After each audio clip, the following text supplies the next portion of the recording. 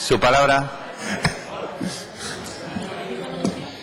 Gracias, señor Gimeno. 55, ¿qué? ¿Puestos o el tanto por ciento de reducción? Bueno, ya me lo explicará. Le acusaba el día de ayer de falta de información, de opacidad, de faltar a su palabra, en un tema tan importante como es y tan sensible para la ciudadanía como es la reducción de puestos, tanto eventuales como de altos cargos en el Gobierno de Aragón.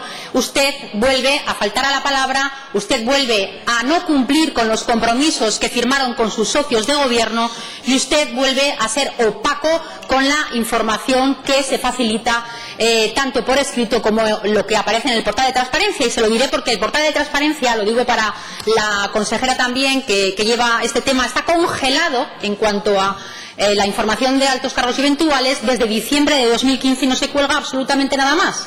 Y le diré que, a pesar de no tener acceso a la información por su parte, he hecho un ejercicio de trabajo buscando algo que no miente, que es el Boletín Oficial de Aragón, y el Boletín Oficial de Aragón día a día desde el 5 de julio me ha facilitado una foto fija sobre la situación, sobre los altos cargos eventuales y altos cargos del Gobierno de Aragón.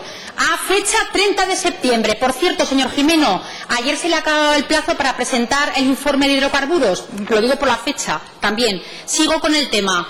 He sacado un listado de todos los altos cargos y personal eventual, nombre a nombre, apellido a apellido. Me han salido 4 folios por las dos caras.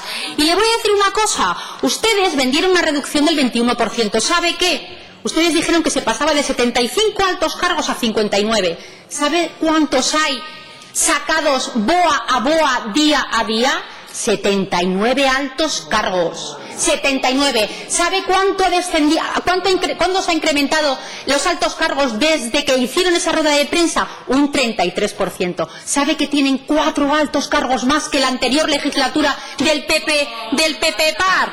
¿Sabe lo que decían en la rueda de prensa? Cumplimos nuestros objetivos. Cumplimos nuestros objetivos. ¿Sabe qué? Igual cumplen sus objetivos, pero con los miembros de los partidos que sustentan el gobierno.